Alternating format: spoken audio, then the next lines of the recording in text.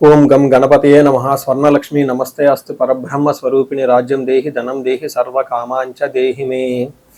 మనం April month యొక్క రాశి ఫలాల గురించి మాట్లాడుకుంటున్నాం. అందులో భాగంగా ఈ మాసంలో 3 ముఖ్యమైన విషయాలని. ఒకటి, ఈ ఏప్రిల్ మంత్ లో మనకి 4 గ్రహాలు మారుతూ ఉన్నాయండి. అవి ఏంటంటే సూర్యుడు, కుజుడు, బుధుడు, శుక్రుడు. ఈ 4 గ్రహాలు ఏప్రిల్ మంత్ లో మారుతూ ఉన్నాయి. నెక్స్ట్ ముఖ్యమైన విషయం ఏంటంటే, ఈ యొక్క ఏప్రిల్ మంత్ ఏదైతే ఉందో ఇందులో ఫస్ట్ 15 డేస్ చైత్ర మాసము, తర్వాత 15 డేస్ వైశాఖ మాసంతో కూడుకొని ఉంది. ఇందులో ఒక విశేషం ఇంకొకటి ఏమంటే, మనకి 19వ తారీఖున మనకి వైశాఖ మాసము శుద్ధ తృతీయ రోజున మనకి 19వ తారీఖున అక్షయ తృతీయ పండగ ఆ రోజు మనకు జరుగుతూ ఉందండి. ఇది చాలా ముఖ్యమైనది.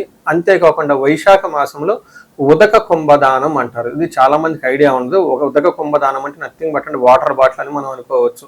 కుంభం అంటే ఒక చెంబు లాంటిది కానీ, పాత్ర లాంటిది కానీ, మనకి పూజా షాపులు అమ్ముతూ ఉంటారు అనమాట. అలాంటి చెంబు లాంటిది, ఇత్తడిది కానీ, రాగిది కానీ తీసుకొని దాని నిండా నీళ్లు పోసి అందులో కొంచెం ఏదైనా జీలకర్ర కానివ్వండి, లేదంటే సుగంధభరిత యాలకులు కానీ వేసేసి, ఒక చిన్న స్వీట్ కానివ్వండి, లేదంటే ఒక చిన్న బెల్లం ముక్క కనేసి ఆ నీటిని అలా దానం చేయటాన్ని ఉదక కుంభదానం అంటారు. మనకి శ్రీరామనవమికి పానకం వడపప్పు పంచడంలో కూడా ముఖ్య ఉద్దేశం కూడా ఇదే. అలా గనక నీళ్లు గనక పంచి ఇవ్వగలిగితే చాలా లాభప్రదంగా ఉంటుంది అని మనకి శాస్త్రాలు వివరించడం జరిగింది. సో ఈ ప్రకారం మనం చూసుకుంటే ఉదక కుంభదానం అది పర్టికులర్గా అమావాస్య తర్వాత మనకి వైశాఖ మాసం వస్తుంది. ఈ వైశాఖ మాసం ఇలా గనక చేయగలిగితే ఎంతో పుణ్యప్రదము, ఎంతో శుభప్రదము, అందరికీ విపరీతంగా ధనము ధాన్యము కలిసి వచ్చే అవకాశం ఎక్కువగా ఉంటుంది. ఇది చాలా సింపుల్ ప్రొసీజరు. చక్కగా దీన్ని చేసుకొని పెద్దవాళ్ళకి కనుక దానం చేయగలిగితే, పండితోత్తములకు కానీ, బ్రాహ్మణులకు కానీ, వేద పండితులకు కానీ అలా ఒక ఉదక కుంభాన్ని కనుక దానం చేయగలిగితే, వాళ్ళ ఆశీర్వాదం తీసుకుంటే గురుబలం విపరీతంగా పెరిగి ధనము ధాన్యము సంతానము సమృద్ధిగా ఉండే అవకాశం ఎక్కువగా ఉంటుంది. సో ఈ యొక్క ఏప్రిల్ మంత్లో ఉన్న ఈ ముఖ్యమైన విశేషాలు, పండగలు మీరు తెలుసుకున్నారు కాబట్టి తగు విధమైన మీరు రెమెడీస్ లాగా చేసుకుంటే అంతా బాగుంటుందండి. అందరూ చక్కగా ఉండాలని, ఈ రాశి వాళ్ళు అష్టైశ్వర్యాలతో ఉండాలని చెప్పేసి నేను కోరుకుంటున్నాను. అందులో మిథున రాశి వారికి కనుక మనం చూసుకుంటే వీళ్ళకి ఎలా ఉందో మనం చూద్దాం. ఇందులో ఉన్న ఫస్ట్ నక్షత్రాలు కనుక చూస్తే మృగశిర 3-4 పాదాలు, ఆరుద్ర 1-2-3-4 పాదాలు, పునర్వసు 1-2 పాదాలు అంతా ఈ రాశిలో ఉంటారు. పేరు బలం కనుక మనం చూస్తే వీళ్ళకి కా, కీ, కు, ఖం, జ్ఞ, ఛ, కే, కో, హ అన్న లెటర్స్ అంతా కూడా ఈ మిథున రాశిలో ఉంటారు. ఈ మాసంలో 4 యొక్క గ్రహాలు మారుతూ ఉన్నాయి. అవి సూర్యుడు, కుజుడు, వీళ్ళిద్దరితో పాటు బుధుడు, శుక్రుడు కూడా మారుతూ ఉన్నారు. 2వ తారీఖు, 14వ తారీఖు, 11వ తారీఖు, 19వ తారీఖు శుక్రుడితో కూడా మారుతూ ఉన్నారనమాట.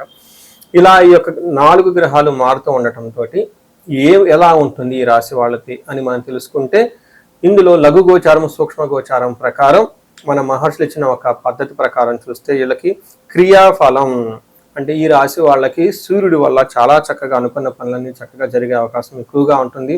ఈ రాశి వాళ్ళకి చాలా బెస్ట్గా ఉందని మనం చెప్పుకోవచ్చు. పర్టికులర్గా వ్యాపార విషయంలో చాలా బాగుంటుంది. బిజినెస్ విషయంలో, బిజినెస్తో పాటు ఉద్యోగంలో చాలా బాగుంటుందని మీరు గమనించాలి. తర్వాత విత్త లాభం, అనుకున్న పనులన్నింటిలో చక్కగా ముగించుకుంటూ ధన ప్రవాహం వచ్చే అవకాశం ఎక్కువగా ఉంటుంది. అంతేకాకుండా సౌఖ్యం, శేష సౌఖ్యం, అర్ధ ప్రాప్తి, ఓవరాల్గా కంఫర్టబుల్గా ఉంటుంది, ధనంగా ఉంటుంది. అయితే కుజుడు మాత్రం 10వ స్థానంలో ఉండటంతో పనిలో లేదంటే ప్రొఫెషన్లో చాలా ఎక్కువగా ప్రెషర్ ఉంటుందని మీరు గమనించాలి. మనకి వీళ్ళకి 10వ స్థానంలో లేదంటే 11వ స్థానంలో అంటే ఫస్ట్ 15 రోజులు వచ్చేటప్పుడు 10వ స్థానంలో ఉండి తర్వాత 11వ స్థానంలో సూర్యుడు ఉండటంతో ఎలా ఉంటుంది, మన మహర్షుల సంస్కృతిలో ఏం చెప్తారంటే, అర్ధచ్చ స్వకులాచార గృహే నిత్యోత్సవం శుభం నిత్యమాధుర్య భుక్తిచ్చ ఏకాదశగే రవి అని చెప్తారు. అంటే 11వ స్థానంలో రవి ఉండటం వల్ల ఏమవుతుంది, ధనం ప్రకారంగా బాగుంటుంది. స్వకులాచార వాళ్ళ యొక్క పద్ధతులు, ఇంటికి సంబంధించిన విధి విధానాలు, వాళ్ళ కులం ప్రకారం చక్కగా వస్తున్న వాటిలో పార్టీల్లోను, ఫంక్షన్స్లోను మంచి మంచి కార్యక్రమాల్లో పాల్గొంటూ ఉత్సాహవంతంగా ఉండే అవకాశం ఎక్కువగా ఉంటుంది. మంచి భోజనాలు చేస్తూ నిత్య మాధుర్య భుక్తిచ్చ అని చెప్తూ ఉంటారు.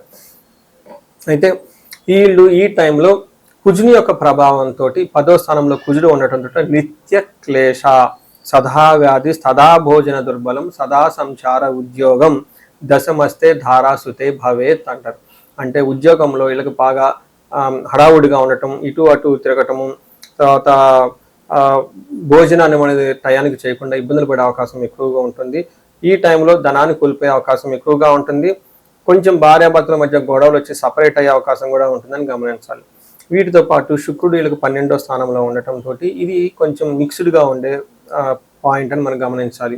ఏ విధంగా అంటే వీళ్ళకి కృష్యాది సర్వ విఘ్నం చ అంటే ఏదైనా కనుక ఎఫర్ట్ పెడితే దాంట్లో ఆటంకాలు వచ్చే అవకాశం ఎక్కువగా ఉంటుంది. మహాభయం ఏదో భయంగా కొలిపే అవకాశం ఎక్కువగా ఉంటుందని గమనించాలి. సో ఓవరాల్గా చూసుకుంటే ఈ రాశి వాళ్ళకి ఉద్యోగంలో చాలా బాగుంటుంది. ప్రమోషన్స్ వచ్చే అవకాశం ఎక్కువగా ఉంటుంది. అనుకున్న కార్యక్రమాలన్నీ ఆటంకాలతో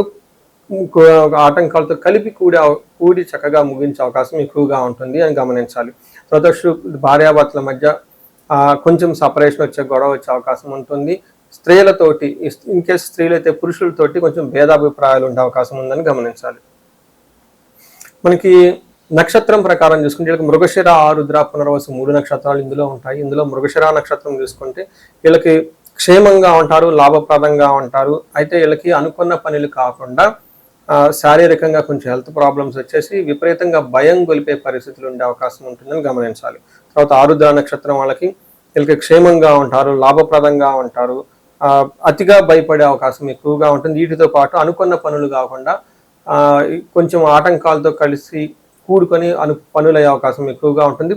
మానసికంగా ఒత్తిడి కూడా ఎక్కువ ఉంటుంది. పునర్వసు వాళ్ళకి క్షేమంగా ఉంటారు. పరవాసము అంటే ఫారిన్ వెళ్ళటము, అవుట్ స్టేషన్కి వెళ్ళటము, లేదంటే టూర్లు, లాంగ్ ట్రిప్స్కి వెళ్ళే అవకాశం ఎక్కువగా ఉంటుంది.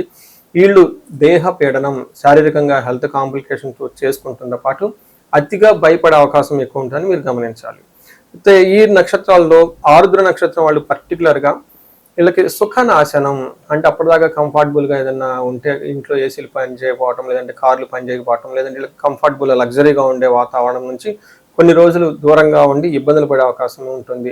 ఆరుద్ర నక్షత్రం వాళ్ళకి ఇంకా కొన్ని ఎక్కువగా చెప్పాలంటే ఎవరికైనా హెల్త్ కాంప్లికేషన్ పర్టికులర్గా చెస్ట్ పట్టుకున్నట్టు ఉండటం, గ్యాస్ట్రైటిస్ రావటం, ఇలాంటి ప్రాబ్లమ్స్ ఏమైనా ఉంటే కొంచెం జాగ్రత్తగా ఉండాలి.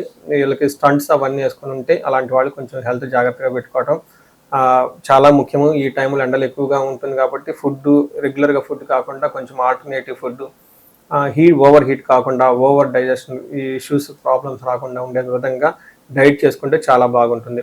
ఈ రాశి వాళ్ళు శుక్రవారం పూట చక్కగా అమ్మవారికి సంబంధించిన ఎనీ స్తోత్రం తీసుకోవటం, తులసి చెట్టును రెగ్యులర్గా పూజించడంతో పాటు కందులు 1 కేజీ దానం చేసి సుబ్రహ్మణ్యేశ్వర స్వామి ఆరాధన చేయటము, లేదా జంట నాగులు కనుక పూజిస్తే చాలా చక్కగా ఉంటుంది.